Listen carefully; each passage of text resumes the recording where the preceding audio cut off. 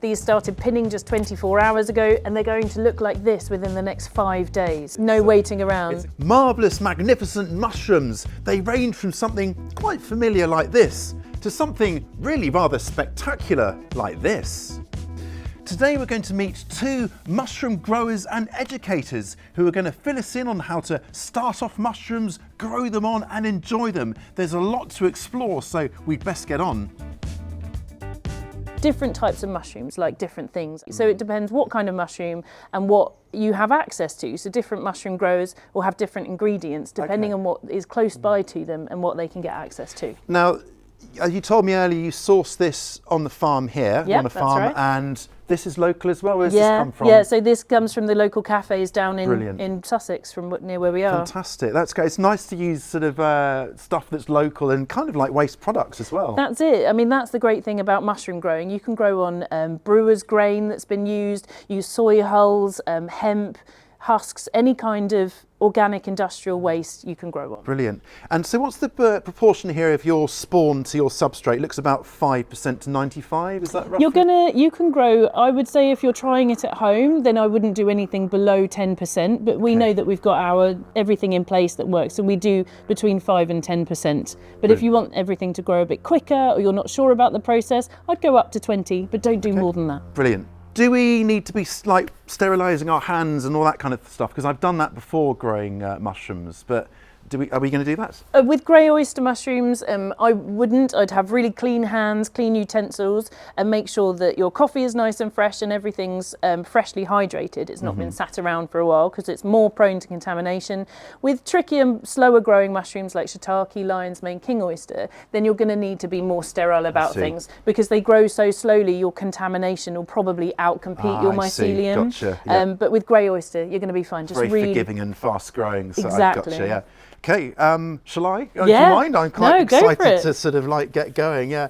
Give it a really good nice mix. Even kind of mix here, yeah. That's Brilliant. it. That's it. Some people choose to just layer their spawn throughout their substrate. That's what I've done in the past. But you don't have to. We like to mix it because then you can start to see the mycelium working its way through in a nice even mix. I was going to say a more even result that way, wouldn't you? Yeah. That's it. Sawdust is in here because it's sort of denser, like literally just denser, so it's got more stuff. It adds more nutrition, exactly. I see, yeah, you can grow just on coffee grounds, but I wouldn't do more than 1 kilo because it's so lightweight. It compacts and reduces the airflow. Gotcha. So the straw is really good for having a nice air circulation because your mycelium's a living thing. It wants to breathe, it wants to have that air exchange. That looks great. A lot of people will be asking about using hay instead of straw. Is that a no-no? That is a no-no. So your hay will just start to grow, it'll start to sprout, whereas the straw doesn't sprout.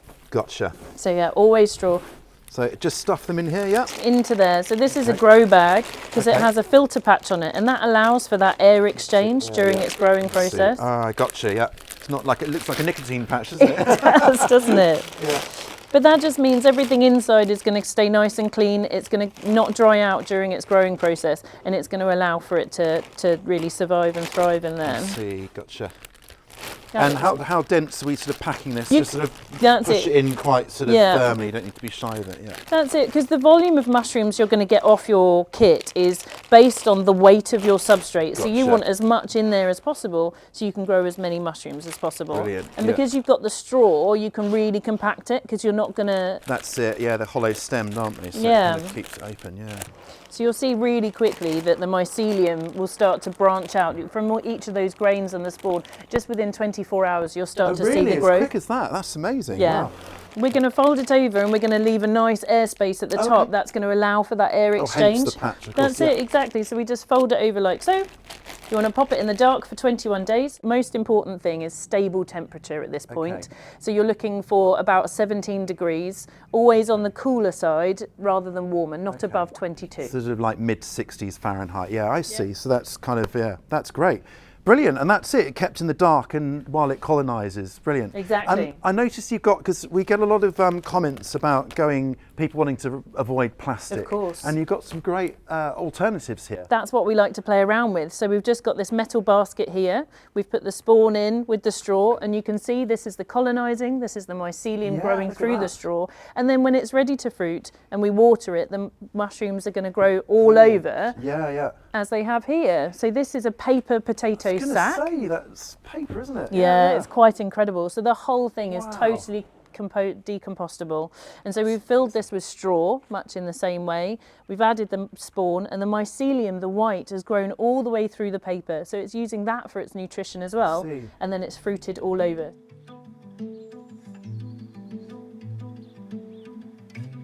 So let me show you where we incubate at the farm. Oh wow, it's like a sort of cave of goodies in here. It is. So this is where we incubate all of our grow kits. So we've got shiitake up here. You can see these popping. Yeah. And this is called popcorning. Oh yeah, So it this is. It's like popcorn, isn't it? Start of the fruit. We've got some oyster mushrooms here, so you can really see the mycelium starting to grow there. And then we've got lion's mane and king oysters further down. So this is kept cool. We don't heat this space. You don't heat it? No, we don't want to use any. So if it's in the winter and it's you know, near freezing outside, it just grows slower? It grows slowly, but also the mycelium gives off warmth as it grows. So actually, we do find that it's a few degrees warmer anyway, right? Yeah, just because of the volume of mushrooms growing in here. But no, we don't heat the space. Everything just grows a bit slower in the winter. Okay, brilliant. So these guys look like they're starting to fruit. So they're absolutely popping. So we're going to put them into the fruiting room now. Right.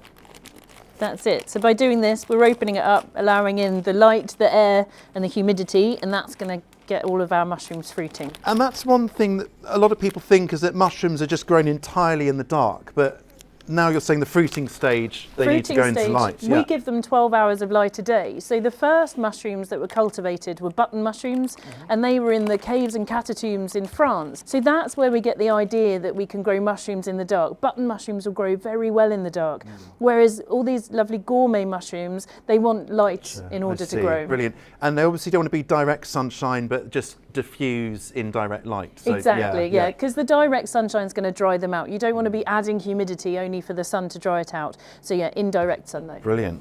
Well, I can't wait to see this fruiting room. I've been looking forward to this. Great. Oh wow, goodness. Very cool. Come in.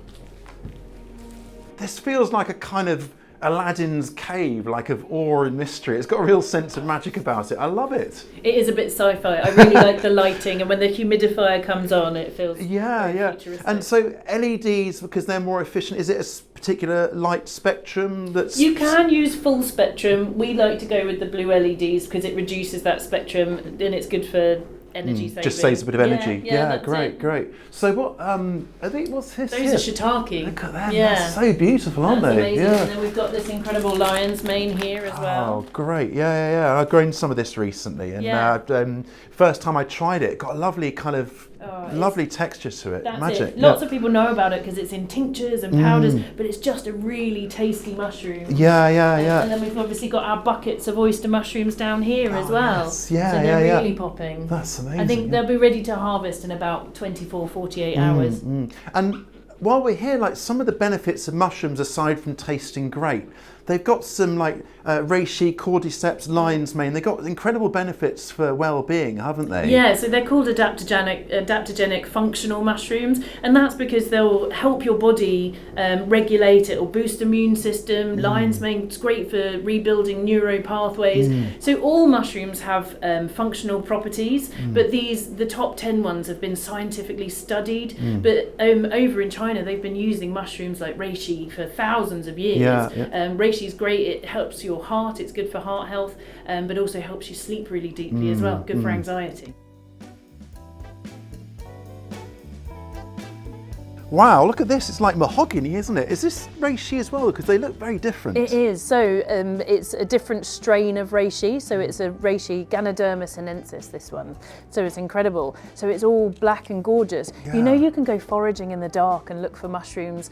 Some of them are bioluminescent and they glow in the dark. So you could go out at night foraging for mushrooms and finding them all glowing in dark and corners of the forest. That is incredible. Yeah. And talking of light, we talked about light earlier, but what happens if they don't get enough light? Because this looks a bit kind of like those seedlings you see stretching for the That's lights. it. So if you don't put mushrooms into fruiting just in time, they will just get growing anyway. They absolutely want to go. So these mushrooms overgrew in our incubation, and this is them searching up for the light. They've not formed properly, and so that's what happens if you don't give them the right conditions. But they look pretty cool. They look pretty cool, yeah. Now, a lot of these kits that you get, you cut slits on the side of the bag, and then obviously sometimes they fruit at the top of the bag like there. Yeah. What's the logic between top fruiting and side fruiting?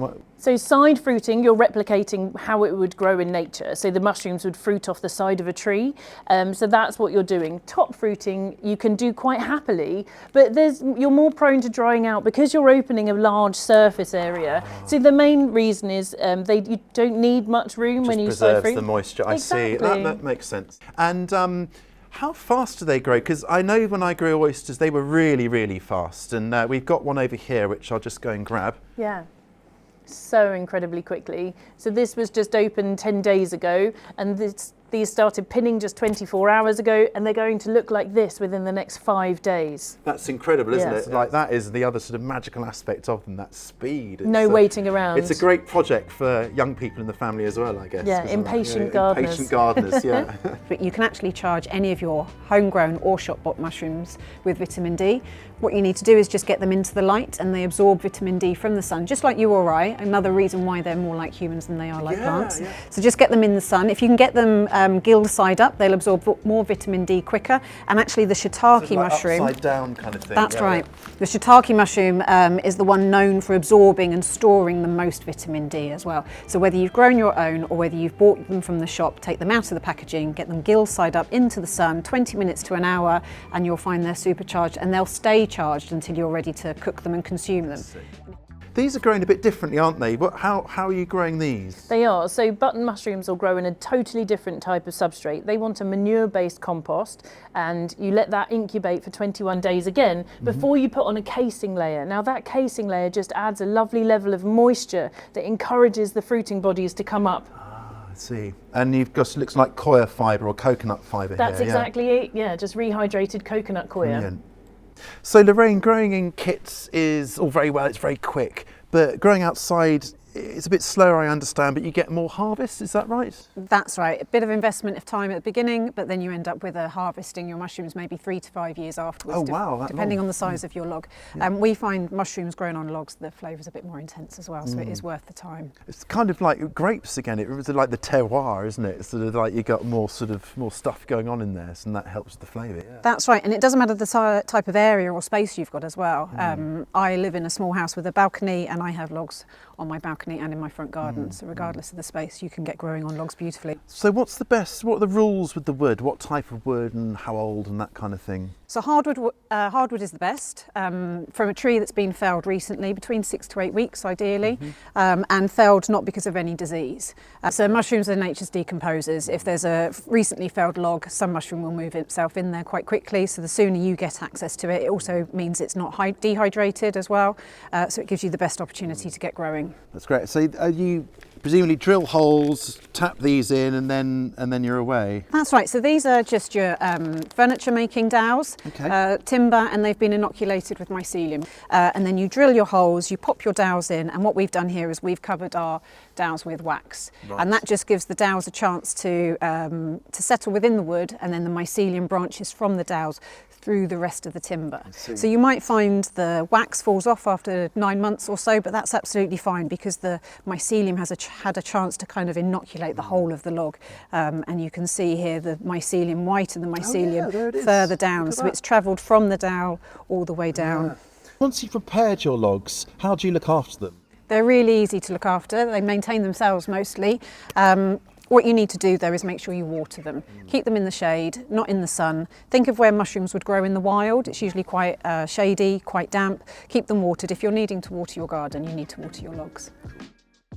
Wow, you've got a real selection here. Talk us through what we got here. Like, look at this guy here. That's just remarkable. It's got like antlers on it. It has. This is amazing. So this is a reishi Ganoderma, and you can see where we exhibit mushrooms, we like to play around with the form and the colours. So we've grown this in a grow bag, and it's reaching up for the oxygen because it's got quite a high CO2 environment. And then this chap here, this escaped out a side in the hole. So this is actually its true form as it would grow in the wild. So this is how we've played around with it, and then this is how you would see it if you found it. Incredible, yeah. Now I recognise this because I've grown this one before, your oyster mushrooms here. These are really big, aren't they? How'd you get them so massive? Because the temperature's quite cool here at the moment, it's growing quite slowly. So they're growing, you can see they're really sort of thick and dense. And because they're growing at a much slower rate, they're a lot chunkier. So we're getting much bigger mushrooms. So would you say growing slightly colder because they're growing slower, they're kind of meatier in texture and more flavour? Absolutely, Wow. yeah, much more intense flavour. That's great, yeah.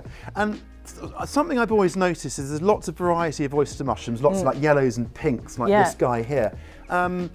Yeah, why so much variation with the oysters? And yeah, are they kind of similar or are they actually quite different in? They're so different in flavour. So the pink oyster has got a really sort of delicate, people liken it to seafood almost, don't they? So much more gentle level of umami compared to the grey oyster. It's much lighter in texture, much less water content, so they crisp up beautifully. Oh, nice. And then you also have the yellow oyster as well, Yeah, which is yeah. really delicate in flavour. Yeah. I mean, I tend to have the yellow oyster raw because it's just such a nice, really? delicate flavour.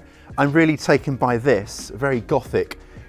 This is incredible. It's like growing out of its skull. How's this done? This is a really good example of how you can play around with mushrooms. So that all we've done, or that's happened here, is we've put the substrate into a mould, and then the substrate has inoculated in the shape of that mould. We've taken it out, and then it's allowed the mushrooms to grow in this kind of elongated sort of form, very similar to what we've done here, just playing about with the mould shapes. And I love the different colour kind of gradations here. Is that just the age of it, or how is it? Yeah. This is a reishi mushroom again, and the white is the new growth. It's the mushrooms beginning to reach out. That's amazing. So following kind of this example of utilising anything to grow in, this is a great example. We've got a pair of shoes here. Wow. And we filled the inside with some substrate, and the substrate you can see is beginning to inoculate. The white fluffiness is the mycelium beginning to grow. And then once that's fully inoculated, we can take it out, water it, and we'll get mushrooms growing out of that incredible. as well. Now I've heard, I might be wrong on this, that mushrooms share more DNA and more similarities with animals than plants. That seems incredible. Is that true? It is absolutely true. So it wasn't until the 1950s, 1960s that they were given their own kingdom. Prior to that, they were listed as plants. But the more they were studied, researchers realised that they digest their food just like we do. Right. It seems remarkable it was so recent as well. It just makes you realise we're always discovering things. So we digest our food in our stomachs.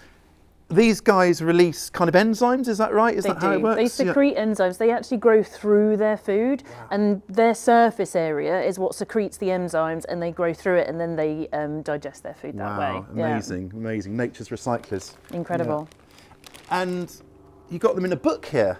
Yeah, so as nature's recyclers, you can use any organic natural material as your nutrition for the mycelium, for the substrate. So we're growing through a book, it's eating through all the pages, using it as digestion, and then in a couple of weeks it will be ready to fruit and we'll have mushrooms on our book. Literally digesting the content. Yeah, exactly.